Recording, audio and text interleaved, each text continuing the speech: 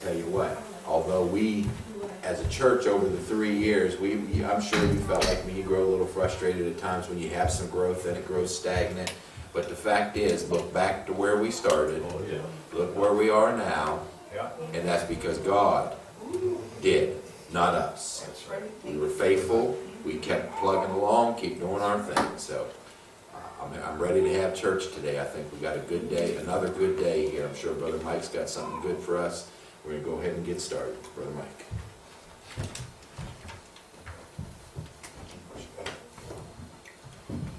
Morning. Good morning. I'm sad that Brother Cletus isn't here. Yeah, 'Cause I had a joke. Go to the memorial service. Aw. I think I'm going to leave that there. No matter what book Yeah, we're going to study, I'm just going to leave that there. Talk about the seed. about to see, yeah. All right. Last week we talked about 2x2s and the 7s again. We started off with that. I want you know, I have to stop because something happened to me on Friday at work that I want to share. I don't ever watch myself. I just don't do it. I don't like it. I think I sit there and I want to just go for a walk and never come back after I watch myself up here giving Sunday school. But last week on Friday, I was having a conversation with a lady at work in the Medina shelter, who is like my second in charge out there. And so we were talking about Sunday school, and she was like, well, I sure wish I could see you, and I happen to have my laptop with me. And I said, you don't have to wish, I have it right here. If you want to watch it, feel free. Brothers and sisters, she's worse than Randy. Why are you moving your hands around like that? Why are you doing this? And she's just critiquing me and making fun of me. And I'm like, I don't think I want to watch this with you, you know? But we have had conversations about God in the past. And I hope that when we talk about churches that have removed the pulpits and the altars and all of that, and you meet people and we talk about people who misinterpret a lot of things, I hope that you know what we're talking about because you know somebody like that. Because this is a person who believes in God, but believes that with God everything is basically okay. She has morals and she has moral guidelines that she goes by, but they're very liberal and they bend and they're flexible. And I'm sitting there trying to tell her God's not flexible. He has rules and he has expectations, and you make a choice. You follow them or you don't. And so she was watching. If you recall, last week we were talking about the flood and the 120 years and the long suffering and the sin and all of that, and she's just sitting there listening, and she got real happy, and I was happy for a minute, and then about a half hour after that was all done, she was right back to her, everything had just deflated. So I don't know what kind of seeds get planted. We know that when we talk about it with somebody, we plant seeds, and then we just wait, and really can't expect too much, but she looks forward to watching the videos henceforth, moving forward. So hopefully, because she thinks I'm funny, she thinks that I'm joking around. Because when I get talking about anything that's passionate, I am the same. I'll talk until I'm red in the face and have no air left in my lungs, and I'm very animated with my hands, and I have been commanded not to stand here with my hands in my pockets. So she hates that, apparently. But that was something that happened to me on Friday, and I just thought I would share, and I will edit all of this out of today. So last week we talked about 2x2s and the 7s. We talked about that lawsuit, and we talked about how long-suffering God was with the 120 years, and that He provided another 7 days on top of the 120 years. We talked about that this was the time of the death of Methuselah, and we actually really did talk about the seed again.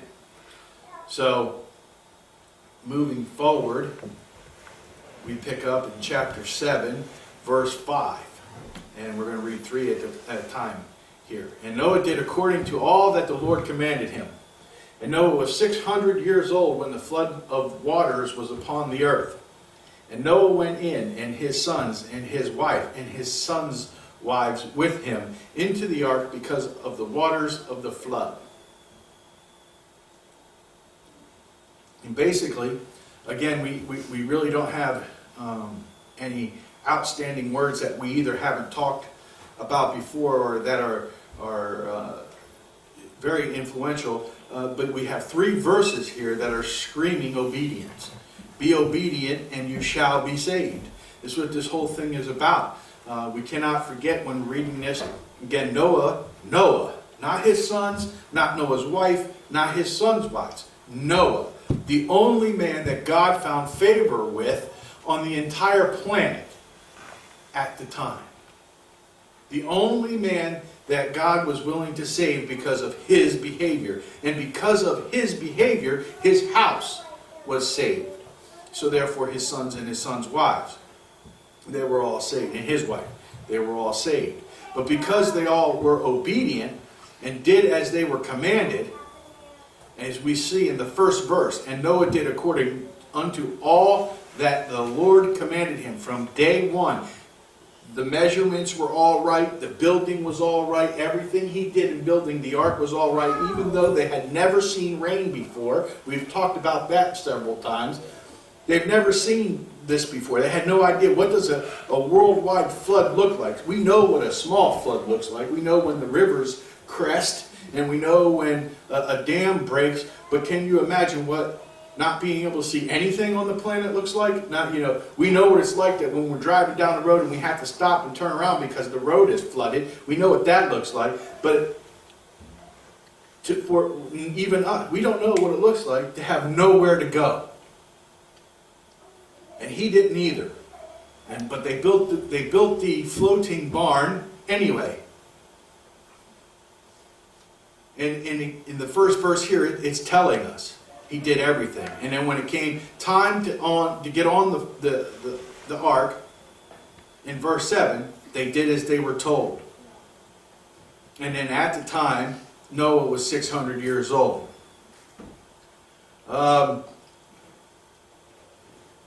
If no other time passes, meaning that God gave Noah the instructions of gathering the clean and unclean, and Noah obeyed, the next time he said Noah obeyed, if there was a little time to pass, would be one thing, but at least nothing has changed. He's continuing on giving him commandments throughout this whole thing.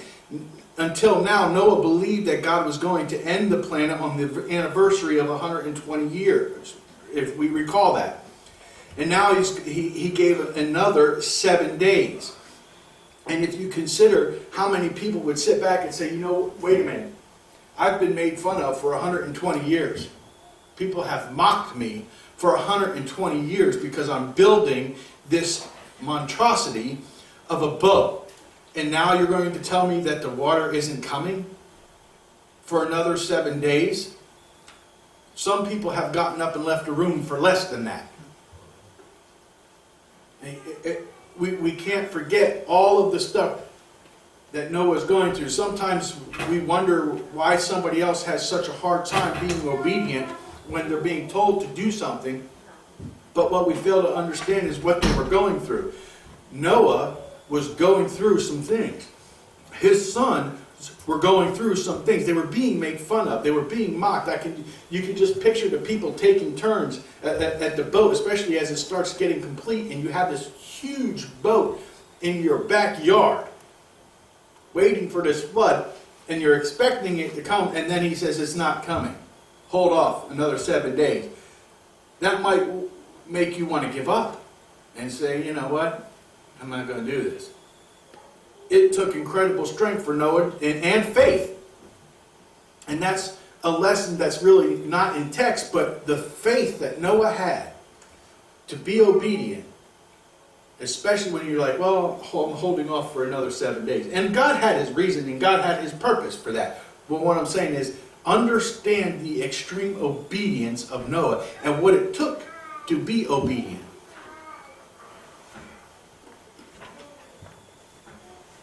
Any questions about that? Because I don't have my brothers with me. Verses 8, 9, and 10. Of clean beasts and of beasts that are not clean, and of fowls and of everything that creepeth upon the earth, there went in 2 and 2 unto Noah into the ark, the male and the female, as God had commanded Noah. And it came to pass after 7 days that the waters of the flood were opened upon the earth. Notice that Noah and his family were invited onto the ark by God first. And we've taken some time to stop and talk about how throughout this event God had his hands on everything. And this wasn't Noah rounding up animals and like a sheep herder herding them into the ark. God invited him into the ark first, and Noah went. Then the animals came in 2 by 2 and 7s. Who do you think was herding them into the ark? God. Because again, something that we've talked about in the past, the natural nature of these animals was not to be obedient. That's not what they do. They kill. They prey. Lions and tigers, they come after their prey and they pounce. And another thing that I thought about after, I don't know if that was last week or the week before that we were talking about, but understand this too, for the almost the year that they were on the ark, there was no procreation going on. There was no cubs. They were not multiplying either. Throughout this whole event, God had his hands on everything, sequestering everybody to just be obedient and do what you're supposed to do, which is ride the storm out. And sometimes when we're in our storm, that's something we don't hear. Hey, first of all, we don't have the obedience that Noah has. The long suffering. We don't have any of that. And then second of all, we close our ears, because the last thing we're going to do is allow God to say, listen, here's a flood. I'm saving you because you believe in me. I've got you. You're in my hands. Just ride the storm out with me. We think we can fix things, so we start messing things up. We start grabbing our tools and saying, I'm going to fix this. Yeah. When really all he wants you to do is just believe in him, and he'll take care of it. He's going to send somebody your way, and he's going to clean some things up. And I think that that's another thing, that when we look to the elders of the church, that's something that if you grow in your Christianity like you're supposed to, going from the babes on the milk to eating steak, if you will, the elders of the church are so much better at that. They don't get riled up about something. They get a phone call, you owe me $50. They're not hopping through the roof. Some of us want to hop through the phone. What are you talking about? I don't owe you nothing. We just react to things. And God just wants us to be obedient, and he wants us to have faith in him like Noah did. And I think that that's something too that we look at. Whether you're an elder male or an elder female, when we look to our elders, we're looking for that. We're looking for you. How do you do that? Sometimes I look at that. How do you do that? This person is yelling at you and you're just sitting there. I want to know how you do that, because I don't think I could do that. You just look at them and you see the attributes of being an elder Christian. And you like, for instance, I know that when you're in here and people are having conversations about worldly things, and you look at Brother Dave, he's not participating. How do you not get out of your chair, with some of this stuff, It's a peace that, the Lord brings a peace upon you that says he knows what he's doing. And I have to believe that since we talked about this, Noah being only one of the 2 people that walked with God, that he had that peace. And even though things might have been confusing for him, he didn't ask questions, and he had that peace. And when he went on the ark and God was chaperoning, because I think it was Brother Billy last week saying that you're standing there at the top of this ramp and here comes a lion, just walking right up. Are you really just going to stand there? and let this lion walk towards you. You know, but God was involved, and when God is involved, things are different. You know, things aren't exactly as they appear. We go out to Africa, in the jungles of Africa right now, and you see a lion, you need to be concerned, to say the least. You need to be concerned. Do something to protect yourself.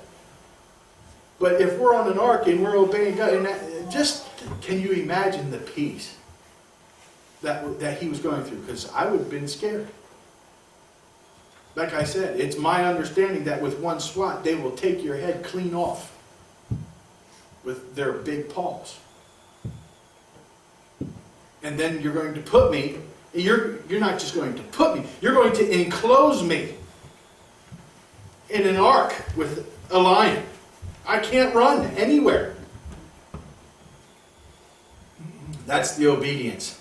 So they came unto Noah. They went into him. He didn't go get them, and he didn't shepherd them. God guided them. And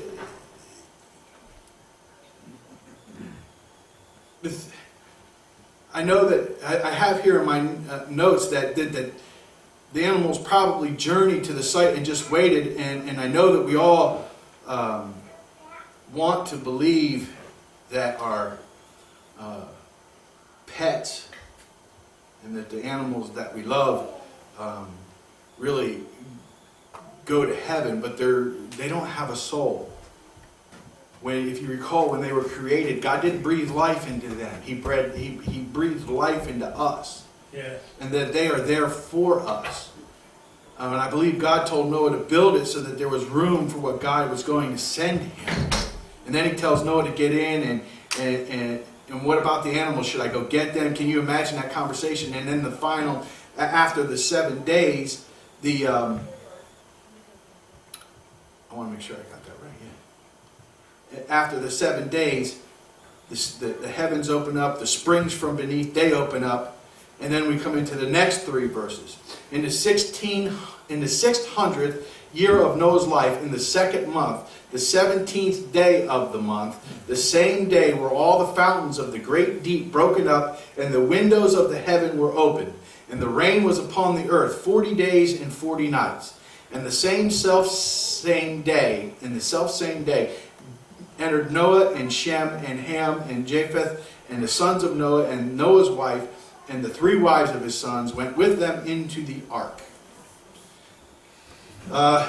Fountains, the original Hebrew was mahian, and it means a spring. And the window was aruba, and it means like a lattice or a conduit, a chimney, if you will. Rain is geshem, and it means rain or a shower. And then self-same is hetzem, and it means bone, essence, substance, body, limbs, members, yourself. So the noting of the days of Noah, let's talk about that first. The 600th year in the 2nd month and the 17th day of the month. The noting of his days is important because it allows us an opportunity to research when certain activities took place. Keep in mind that we didn't have calendars and they weren't keeping dates. They kept dates by how people lived. And so keeping historical records of certain things, this is how they did that. And we're talking about something before paper, so it was something, that's how they told their stories. So if the flood, and this is researchers using what has been provided in the Bible already, if the flood is marked at the moment Noah was 600 years, 2 months, and 17 days old, that means that because of all the dates that were given, you roughly calculate that the flood came 1,656 years after creation. So if you have creation, boom, Adam's on the scene. In the year 1656, this is when the flood came. Now, because we have the counter, we usually count backwards. It was like 0 and then after death, and then we move up. But what I'm saying is 1,656 years after creation. And I think about it because we often say that this world is not a good place to be. And we're in the year 2013. So we're roughly, what, 425 years maybe off. My math is, I'm from Jersey. So, but we're not that far away from how long it took for God to be fed up with man's behavior. I also consider that at 1656, God found only one person worthy of saving. Right. So I have to sit back and think, we say how bad we are, but I look out amongst you guys and I know that there's more than one person we're saving underneath this roof right now. So imagine how bad it was for Noah when you couldn't go to a church and find a Christian. You were it. I'm grateful that I have you all to talk to. I'm grateful that I have people that I can fellowship with and talk about God and don't have to be persecuted. I can't even imagine not having that. Imagine if Noah was to talk to any of the townspeople, they made fun of him. He had no one. He was the only one. I just can't, that's something that's, we need to shape. When we get to heaven, we need to shake Noah's hand. Because there are people that fall away in those conditions.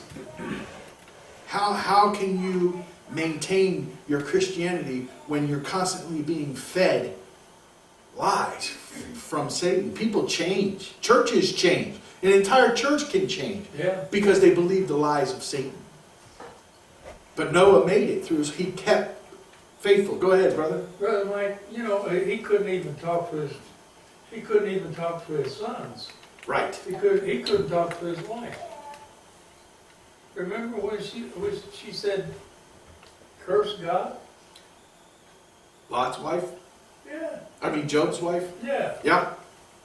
I was just thinking when you said that, yeah. They could not talk to family members. Yeah. Yeah. I mean, you're here with your wife, husband, wife, family.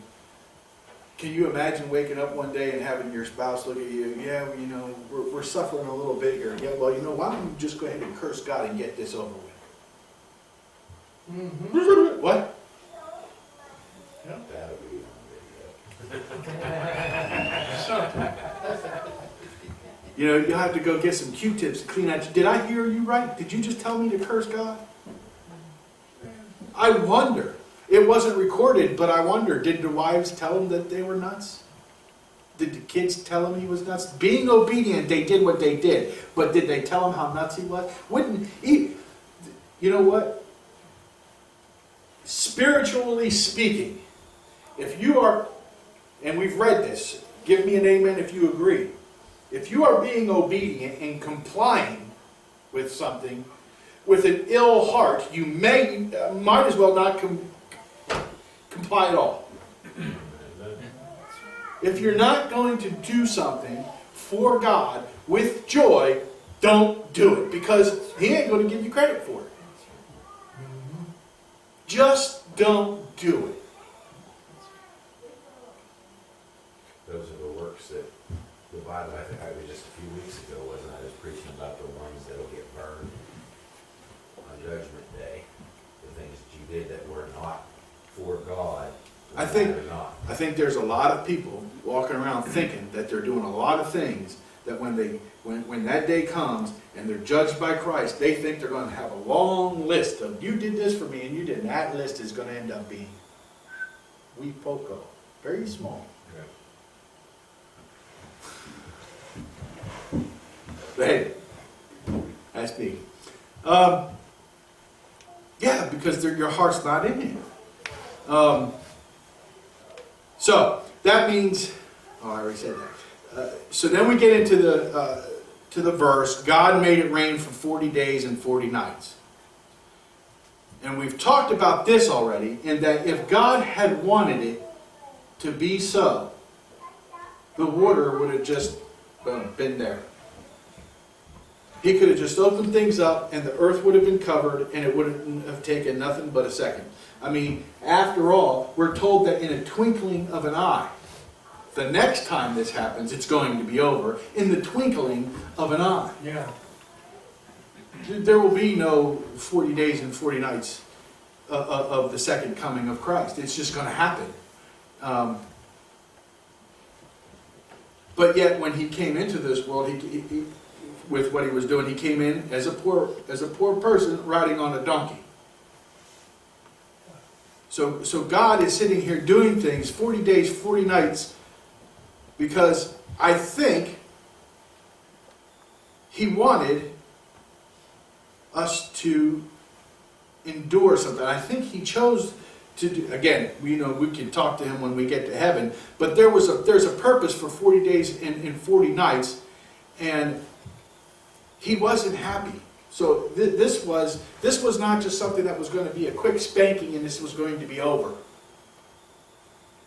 This was supposed to be some suffering going on. This was him saying, listen, I'm serious. Yeah, I gave you an extra, his long suffering gave us an extra 7 days for us to come around, but we didn't, and so therefore he's letting me, this is going to be painful. Because drowning is not a very nice way to die. Would we all agree with that?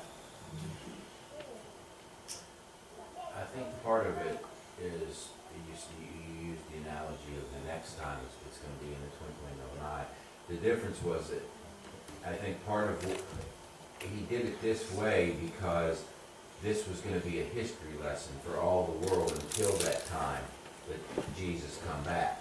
The reason the next time is not going to be but a twinkling of an eye is because there's no more history lesson going to be made. When that's over, it's over. And I think that the history lesson here, that again, that we're supposed to take away from this is that this took time. 40 days and 40 nights, that's a period of time. 120 years, that's a period of time. An extra week, that's a period of time. This lesson for us is through Noah. As a Christian, we're supposed to look at Noah here. Noah is the lesson. Noah is the teacher of this lesson. We don't understand everything, but we are still to be obedient and do what we're told. And no matter how long it takes, or no matter how short it is. So yeah, I think that the lesson here is this is the example of what I'm talking about. And just do what I ask. And the story also of the 40 days and the 40 nights is that we should understand God is serious. It's not idle threat what he's talking about. There's going to be a judgment day and every knee will bow. That's what we're told. Because we have already watched him destroy the world once, we need to take that seriously. And when you decide, when it comes time for you to bow, I hope you're right. I hope you're okay. Go ahead. I also believe that what he did, and for a period of time he did, it was also to show the power of God. For a lack, Yeah. I guess for a lack of better terms, like Bill Cosby said, I think God was saying, I brought you into this world, and I can take you out. Yeah. And that's why I say it's a history lesson. We look back now, and for those of us that believe Scripture and believe God, we realize by things like that, Yeah. how powerful God is. And we've been reading this story since we were in Sunday school. But did we ever really think about how much power God had over this event? Did we ever really stop to think, well, the lions could have ate you, but he kept their mouths shut. You know, the snakes could have bit you, but he kept their mouths shut. I mean, none of these 8 people were harmed by anything or anybody. This is what you're saying now. It's exactly why I feel, and I'm sure the people in here do, how good your Sunday school class is. Because when you read this story, when you read, like I've said before, when you read the Bible like you're just reading a novel, you don't get all of this. You don't get what you're talking about. There are so many messages wrapped up just in the first 7.5 chapters that we've read. It's far beyond. They weren't being good. God sent water. And then we started over. Yeah. Far more to this than that. You said the drowning is a bad way to go. When you're drowning, you know what's happening. Yeah. You know you're drowning. And isn't it funny that when this all comes about the next time, guess what? You're going to know what's happening then too. So they say that the worst way to go is by fire. It has the most painful death you can go through.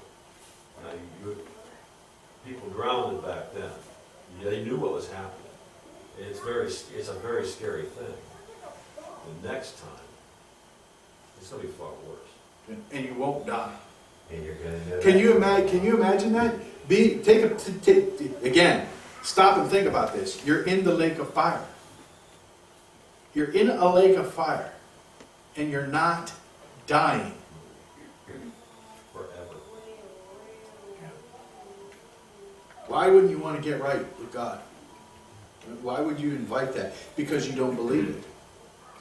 But even then, that's why we have the lesson. He wasn't kidding then, and he's not kidding now. So, the only other thing that I took notes and that I wanted to comment on is in the last verse where it says, in the self-same day. What that meant was that as everything was happening, the rain started, the water started, Noah got on the boat, the floating barn, and then the animals got, in the self-same day, all of this is going on. Everybody's moving. God is now orchestrating this symphony of events that's going on. And I want to believe that you could take a lesson away from this, that the audience that once was mocking him now sees rain. And I have to ask you again, what would you do if you saw something that you have never, ever in your life seen before? Destructive. I mean, what if something was to start falling from the sky? We don't know what it is, we don't know what it's made of, but there it is. Would that not drive you to your knees to pray? Because, I don't know, you might be scared. Just thinking aloud there, just pontificating this event. These people were making fun of him for 120 years and 7 days, had never seen rain before, ever. Never. And now here it is, it's pouring. Yeah. And these animals with no shepherd getting on the ark. Yeah. I can't begin to fathom how they did not decide to get on their knees and ask for forgiveness so they could get on that ark too. I mean, you've been warned about this for 120 years. What more do you need? You know? And let me complete my thought. The same question I ask people today. We're sitting there, what more do you need? His word is here. And as I commented on last week, how many times in the first 7 chapters have we seen male and female? I'm sorry, I'm stuck on it. I told you I'm going to bring this up all the time. How many times have we seen it? And yet people choose not to believe. And then I bring up the question, if it's so okay and we all did it, why is the consequence that we would all cease to exist? If it's so okay. I just don't think people are thinking, and it's just amazing to me that something so miraculous, if you will. I mean, we know it's rain. We're used to rain. We see it. To them, this was a miracle. They have never seen this before. How can you not get right? That's what I was thinking, the same thing, that exactly what those people were doing at the time was the same thing that people do with their salvation today.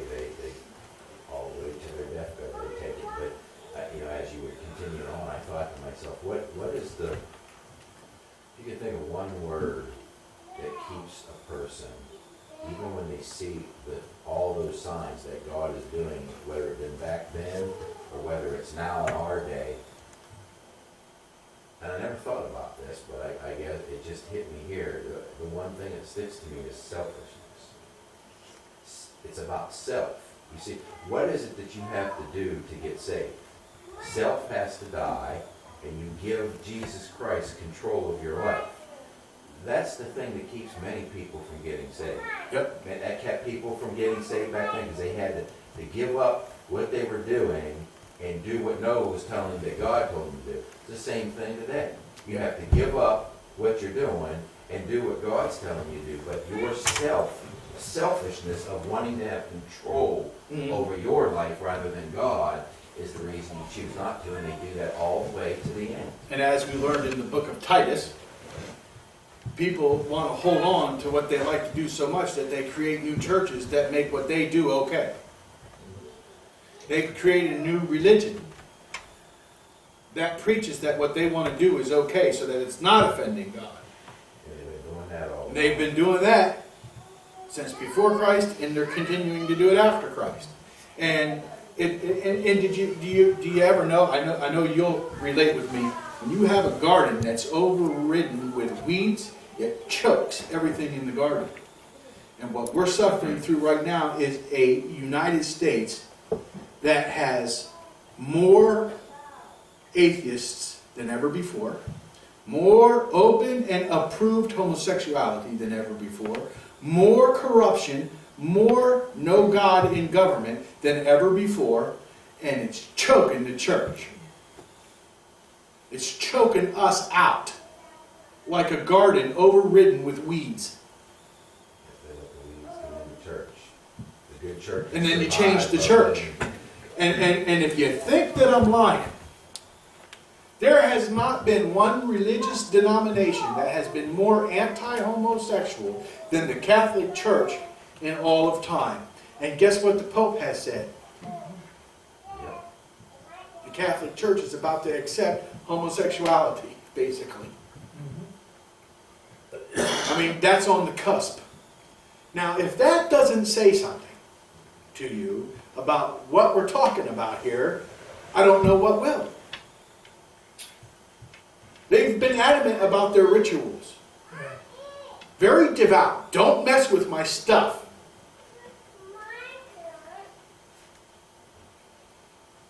Just say it. Self-same. Also, that word is very important because it wants to tie together that this event took place on the exact day that's mentioned in verse 11. In the 600th year, in the second month, on the 17th day. It is marking that day by saying the self-same. The same day as Noah's anniversary date of this. It's not his birthday, but the day that Noah was this old in his body, this is when this took place. So that word is referring back to verse 11, letting you know it started on that day. Whatever day that was. Just say. Moving forward. Verses 14, 15, and 16. They, and every beast after his kind, and all the cattle of their kind, and every creeping thing, including tortoises. And I say that for my tortoise lover back there. Every creeping thing that creeps upon this earth after his kind, and every fowl after his kind, every bird of every sort. And they went in unto Noah into the ark, and two of all flesh, wherein is the breath of life. And they that went in male and female, of all flesh, and God, as God had commanded him, and the Lord shut him in. God, here is Elohim, and Lord is Jehovah, the existing one. And verse 14 reminds us that every beast, all of the fowl and everything that creeps, entered the ark after Noah and his family were already aboard. But of these three verses, what is particularly interesting to note is two things. First of all, God in verse 16 is Elohim. It's interesting that in talking about how God commanded him, we see the word Elohim. Elohim meaning the ruler and the judge. That's what Elohim means. God is the ultimate ruler. He's the ultimate judge. Yeah. Which means that he's doing what? This flood is a passment of judgment, if passment is a word. I'm going to mark that right now. I don't know if that's a word. I just made it up. This is judgment. This is judgment number one. He's judging the earth. And he's destroying it all because he's passing judgment. And so there is, you notice something else too today when we write. We'll write a lot to say very little. We speak a lot to say very little. But it's amazing. And I know that when Moses was writing this, and when the authors of these, our languages were not as extreme as they are now. We don't have so many words. But using the difference between Elohim and Jehovah, the ruler and the judge, as compared to the existing one. And wanted you to know, he's passing judgment here. He has said that the reason he's doing this is because he's saving Noah because he's the only righteous one, and he's destroying the planet because none of the rest of you are righteous at all. And so therefore, I'm wiping you off of the planet. And again, the difference in how everybody wants to accuse Christians of being judgmental. I'm not judgmental because I'm telling you you're doing something wrong. I'm identifying a behavior and telling you what I believe about that behavior according to my gospel. Because you care. Because I love you. Judgment is when I decide to tell you that I don't like you, or you're not welcome here, or, I make fun of you because of something that you do, or I start telling everybody else to ostracize you, leave you alone because of what you do. Yeah. Those are the things that you start becoming judgmental. I start thinking you're a bad person because of what you do. That's being judgmental. Yeah. But identifying a behavior and then telling you that I'm doing it, I don't want to judge you, I want to help you. I want you to save yourself. So, we then see the mention of the Lord. Lord being Jehovah, the existing one. He shut them in. The Lord, the existing one. Our helper. Yeah. He helps Noah. He shuts the door. Imagine this ramp that's big enough and thick enough, because you have to think about this, right? Rhinoceroses, elephants, hippopotamuses, Yeah, giraffes. Dave Atkins. Oh my goodness. how heavy these things are. So this ramp had to be able. Do you think Noah, who is 600 years old, is going to lift this door up? And if you remember when we were talking about pitch, I told you something was coming where somebody was going to have to pitch the outside of that boat to cover those seams, so that the water wouldn't come in the seam. So the helper, our helper, the same helper, picked up that door, shut that door. He sealed that off to protect his children and his creation. And he shut that door. Now, just thinking out loud here, what is it that you think God can't do for you? Just thinking. That was something that Noah and his sons could not do. I believe the Lord shut them in because that was a task that they could not accomplish. They weren't going to be able to lift that mammoth door up, and they weren't going to be able to seal the outside. Go ahead. I look at that story too, and I think that is another one of those stories within the story. That is, if you lead your life, you follow the directions of Christ, and you're faithful as that time goes on, in the end, he's going to shut the door, and he's going to seal you. Yeah. It's the same thing he did there, because Noah and his sons and their wives did what they were supposed to do. They did everything the way they were supposed to up to that point. The final piece of the puzzle was shutting the door and sealing it. That's what happens when you pass from this life to the next. He shuts the door and he seals you forever and eternity. Yep. That ark was going to be subjected to violent, because we're told that was a storm. That was violent water. It was going to get tossed around just a little bit. But we've seen benchmarks throughout this story where God had to be involved because these things couldn't be done. From the gathering all of the animals to making sure the animals acted right while they were on the ark, to make sure that they got on the ark. Now we see that God's lifted up the door, shut them in, sealed them off to protect them and to keep them safe throughout this thing. God's own hands was in this event. Yeah. And again, I'm asking, here's another comparison, then to now. Is your life as bad as that? He protected those 8 people during a worldwide civilization-ending flood. I think he can get you through some problems.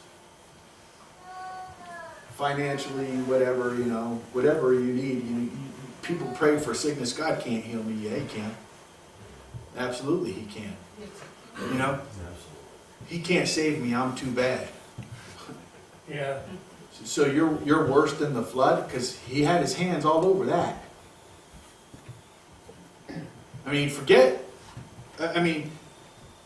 Since we've started, he created the stars and the moon and the sun. He hung all of that. Are you telling me that those hands can't help you? He created you. He knows more about the anatomy than we do. And Brother Randy's right, and I said it a couple times, when you're told the flood, you just want to get information into the children. You just read the story and tell them how great this thing was, and you read the story to them. We're adults now. We need to dissect things, and we need to look a little deeper into things. And we need to see that, God's got control. Amen. You know what? And if there was nobody that could rise against God here, Mm-hmm. then nobody's going to rise against God now. That door, Brother Mike, Go ahead, brother. the door of life. Without that door being shut, they'd all drown. Sure. Yes. That was the door of life that God gave himself. Yeah. And who's our door of life? Jesus Christ. Yes. And that's another where we're going to go with that too, because I know that I have it coming up. I just don't want to make sure I get it. I don't want to make sure I get my head of myself. Brother Mike, God could have told Noah, put a newspaper up there instead of the door. And it would have still worked. It would have. That's what I'm saying. That's what I'm saying. If when you think about this, God hung the moon, he created the water, he created the land. At any point in time, if he just wanted to do this with no lesson to be learned from it, he'd have just done it. He'd have lifted Noah up, all with his wife and his children, flooded everybody else, and then put them back down there. In a matter of or he didn't even need water. You're just poof, one day you're gone. You know what I'm saying? At any point in time, if he could just make the whole world get right. That's right. I mean, he could just exterminate Satan at once and all evil and sin would be gone. See, that's why, again, each story in its own, there's a lesson to be learned, because what did he do with Lot's wife when he decided she was done? Yeah. Pillar of salt, statue. He had served judgment on people throughout eternity up to this point. He had sometimes people had to be eliminated. He used other armies to do it. There's a reason why everything was done. And like you said, I've been thinking this the whole time when you were talking about it. You finally said it. I just kept my mouth shut on that one. Was he didn't need the water. Yeah. Why did he do the ark? Why did he do the water? That's the question you got to ask yourself as you're reading this, because it's God. He could have stopped it all, like you said, reached down with his hand, picked that family up, lifted them up, got rid of that, just like he was sweeping the floor, set them right back down. There's reasons for all of this. Right. And that's what my final notes on this is that I have that in our journey, we do things out of obedience, or we do things in according to our faith, and we're going to have to rely on God, because there are things that we're going to come across that we can't do. Brother Dennis, you couldn't fix your ankle. You couldn't do it. You're not a doctor. As much as I bet you just wished one night you would go to sleep and you'd wake up tomorrow and this would be just a nightmare. It would be a dream, it'd be over, I'd be healthy, I'd go back to work, and I'd be fine, you know. But you had a journey. And we have all, at one point in time, all of our lives we have journeys. Yeah. And we go through things, and there are things that we're going to go through that we can't control. Sometimes there's stuff that we can do, and through going through that, we learn things like patience. And things that by doing things we can do, we learn other things. There are things we're going to go through that we can't deal with, and that's where we have to learn to rely on God. Like Noah. And that's the journey. We're not perfect. We're going to make mistakes. The work we produce is not going to be perfect, Brother Ed. It will be flawed. But it's our faith and it's our obedience. It's God getting His glory for bringing us through things and teaching us things. What we're supposed to learn here, in like one sentence, is if we put Him in the front, He'll have our back. Amen. That's the way that it is. Put Him in the front of your life. But like Simon, who's walking on water, the minute you start to worry about that, you'll start sinking. You start not putting Him in the front, Yeah. and you'll start seeing things going wrong.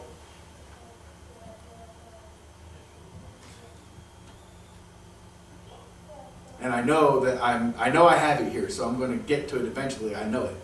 The flood was 40 days upon the earth, and the waters increased. Oh wait, I guess I should stop now. Got 6 minutes. That's what to do that. All right, Yeah, brother. right back up. The chapter, huh? Yeah. I should stop here because I only have 6 minutes. Yeah. All right, let's take 6 minutes and be back in here for service at 11. Did you 6D, right? 60. 6 SIX. 65? Extra large, that's more than 81. 6. Extra large, that's 60, like 6 times 6. 36 minutes. Hey, Dan.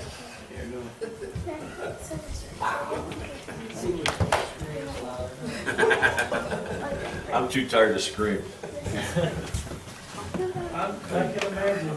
I can imagine these animals Hey, Thomas. going into the ark. 2 by 2, How is you? and they never even, the lions, or the animals, the vicious animals that were killed, they didn't even do that. They didn't have to. Yes.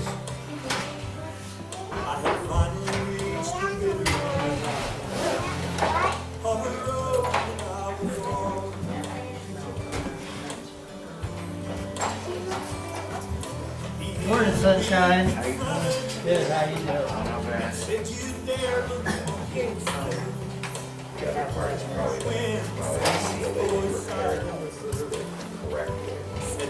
They feel.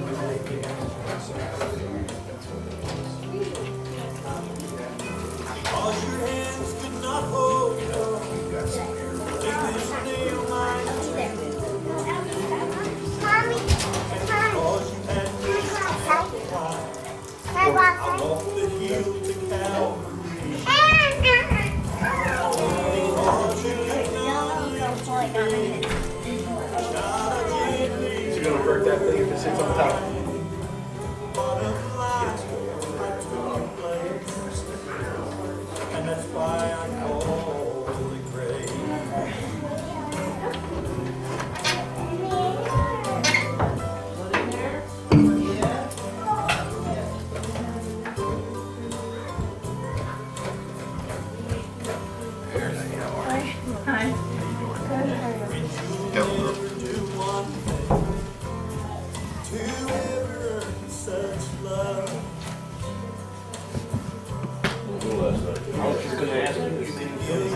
It ended up getting better. Did it get better? Yeah. I mean, you never got cleaned up. It was just so far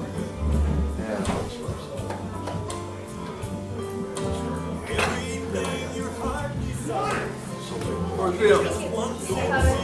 Oh, it's coming. He's outside. Oh, is he?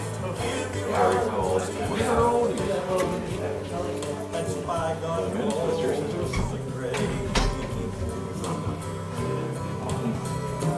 Yeah.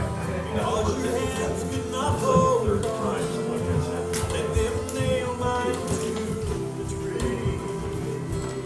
I had two of them one night. It wasn't very, it was a branch. Massive, just the whole little one night. Found out where. How do you make this? Yeah, she pulled it. Yeah. No, it was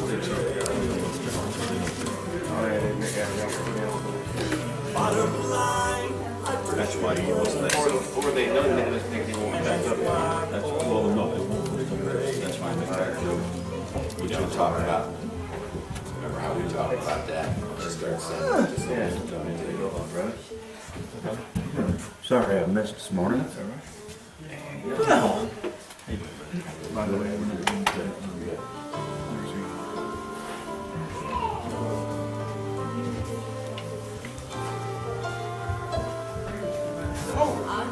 I know you. How you doing? Didn't see you at first.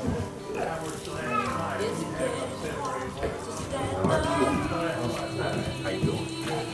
Late. Woke up late. I didn't get to sleep until about 3 o'clock this morning. How you liking your new gun? Yeah. Now you're starting. We'll start a conversation. He come home yesterday, first thing he did was go in and tell his mother, or his sister, because his mom was working. I can't